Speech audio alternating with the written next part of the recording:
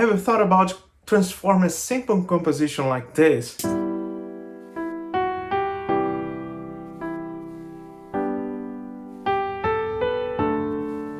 into a full orchestral composition like this?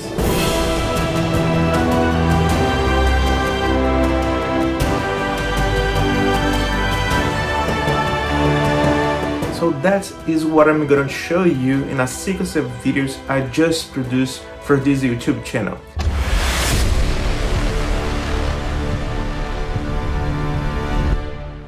Hello, welcome. I'm Filipe Leitão.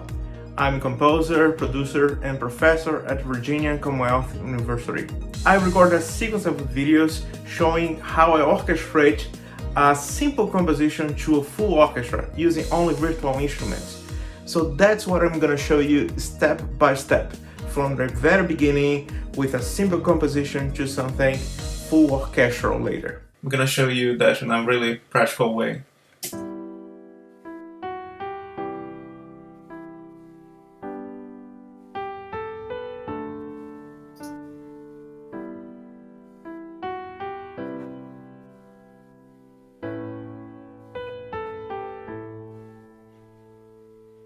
Okay, so that's the composition. Simple. I have basically a melody and some chords, some harmony, right?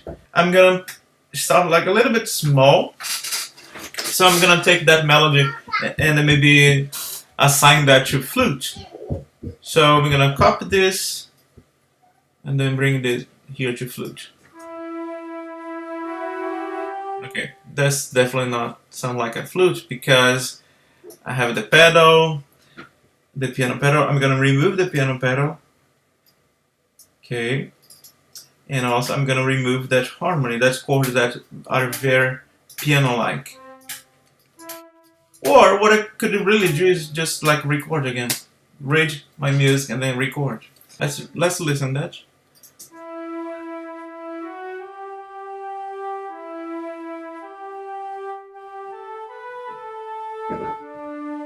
Okay, not bad.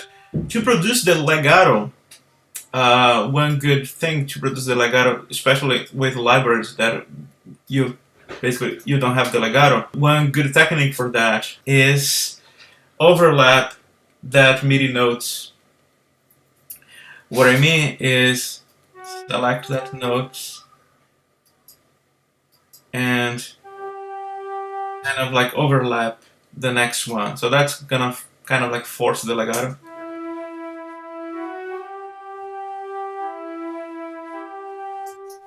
Another thing to keep in mind, if you're working with woodwinds, they are instruments based on breath, right?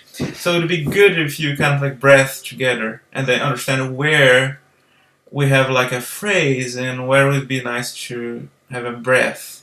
At least thinking about the contours, right?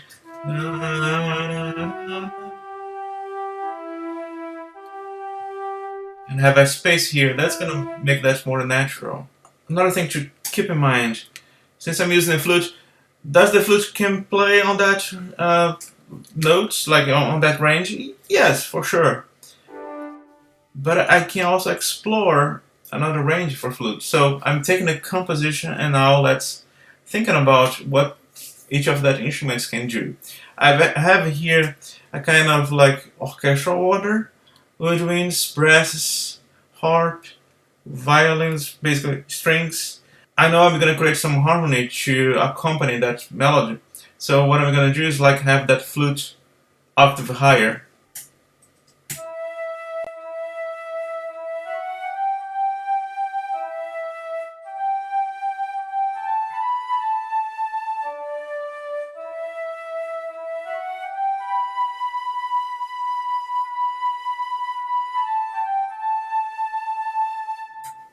What I'm gonna do for the accompaniment, let's try clarinet, playing part of that chorus. So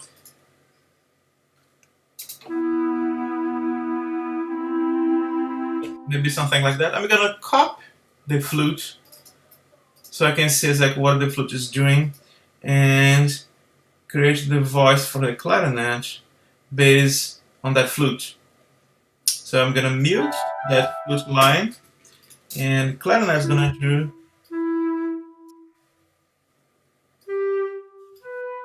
And maybe we don't need to repeat the E because the E is on the melody, right?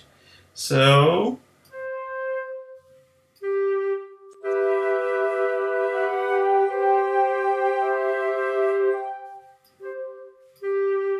I'm basically using the notes of the chords, right? So E minor, I have E being played by a flute, and then I have B and then G with the clarinet. And I'm using the reference notes for the flutes to build that harmony. Next, we have, and I'm also trying to not move too much that voices without a lot of jumps, right? Leaps.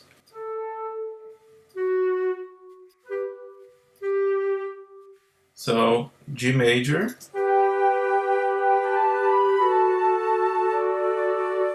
going to D, right? Let's say E minor, going to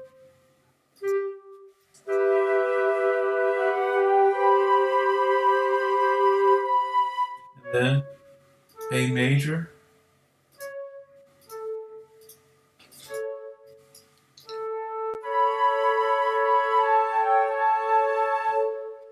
you see, I already have some orchestration. I mean, I'm doing orchestration, right? I have two instruments, but I'm taking my composition and then I'm assigned to some instruments. Another thing I could do is like double the oboe, the flute, and have the oboe playing in some parts.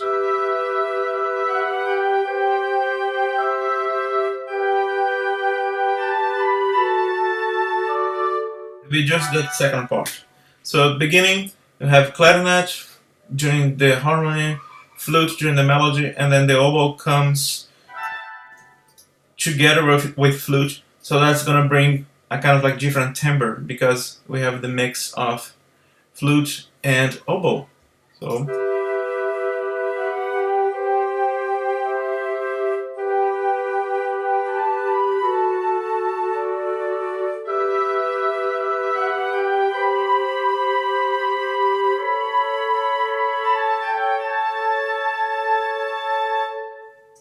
how about if you have a cello?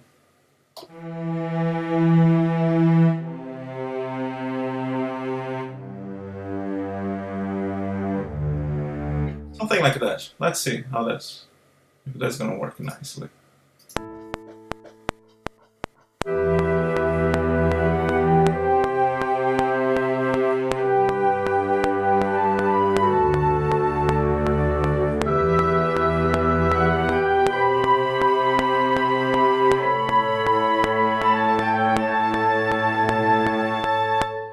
And I like to start up higher. So let's check that.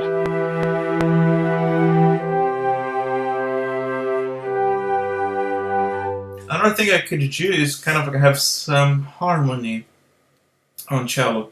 So not necessarily just like the bass note, but I have a divisi.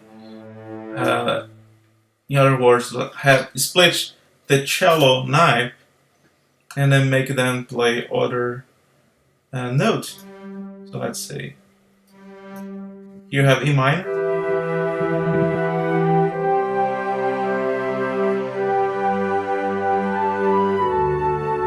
Then here go to G major, so I keep the G, right? And then here we go to D major, so I'm gonna move it to F sharp. And then after that, we're gonna keep the G. And then go to A, or maybe go to E. Let's check that.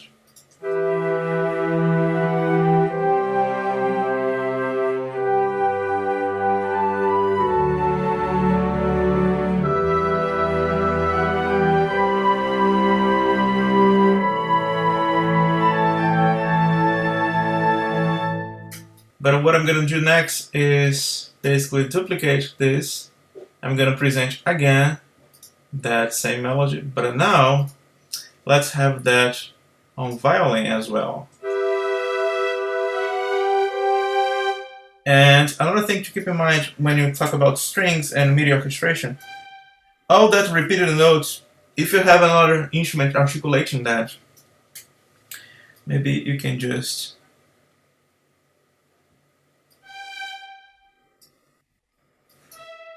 make that longer.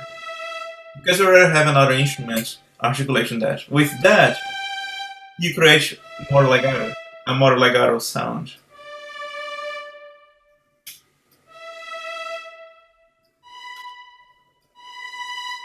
So,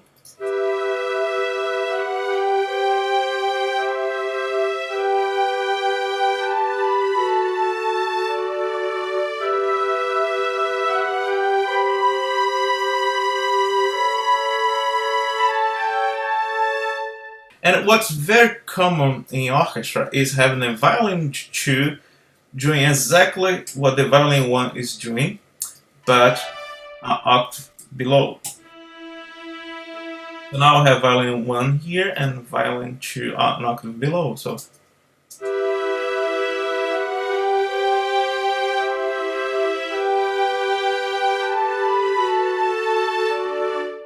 and I'm gonna bring the cello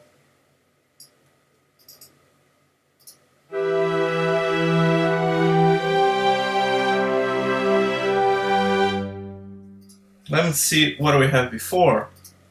We have that A, so we're gonna another E here. You see how I'm building my orchestration to make that things fuller?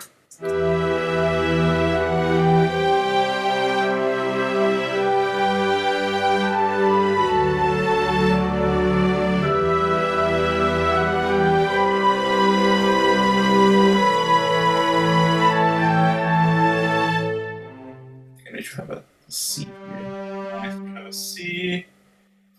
Right. Now let's think about the viola. So the viola is gonna just fill the space between violins and cello. So I already know what.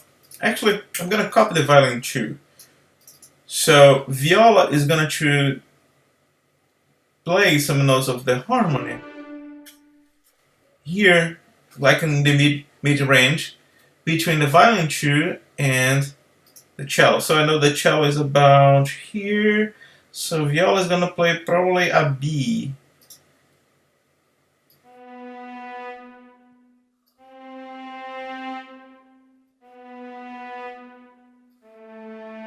So I'm following the harmony, right? And I know what the cello plays. And I can select here and C. So that's my viola line, and that's my cello line. So I'm just filling the harmony. And the next.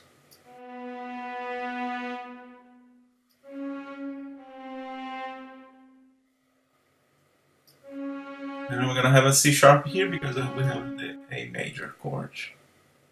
So check now just cello and a viola.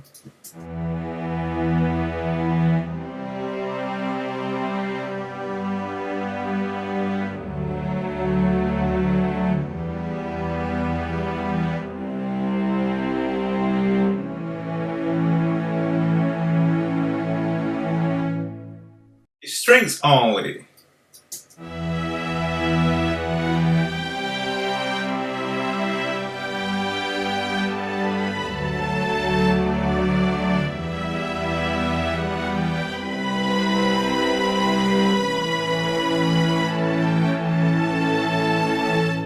Okay, so another technique, another concept, orchestration concept to keep in mind is make sure all the knifes sounds good in a sense of like they are self-contained. They should sound complete.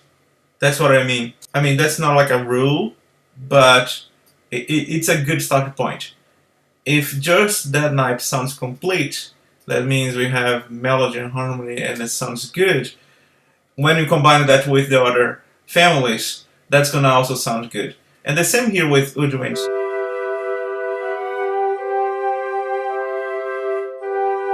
We have melody and harmony, right? So it sounds also complete. So now when we combine a more, let's say, large version of strings with that woodwinds I created before, that's gonna sound nice.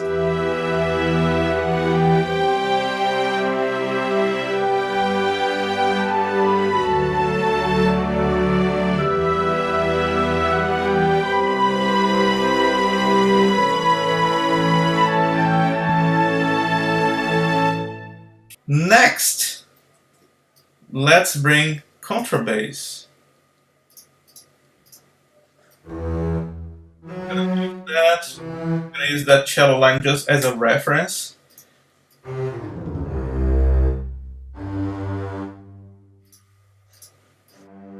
That's the same. I want to have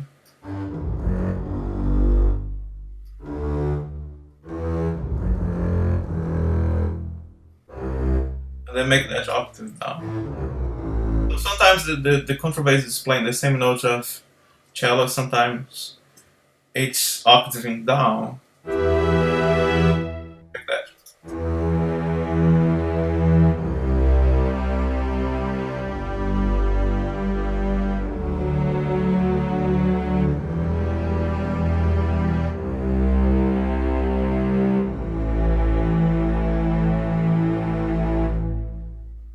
So we are not like talking too much about theory or orchestration techniques for real instruments, but of course, like we were discussing a little bit about choices, right? Why I'm doing that? Why I'm doing? Why we have violin going on that, doing that, and why we have flute and etc. I also add here piccolo because let's expand that more to the high register. So I'm gonna copy the flute, and then the piccolo is gonna basically just play the same melody, but octave higher. Now, let's check what we have from the beginning.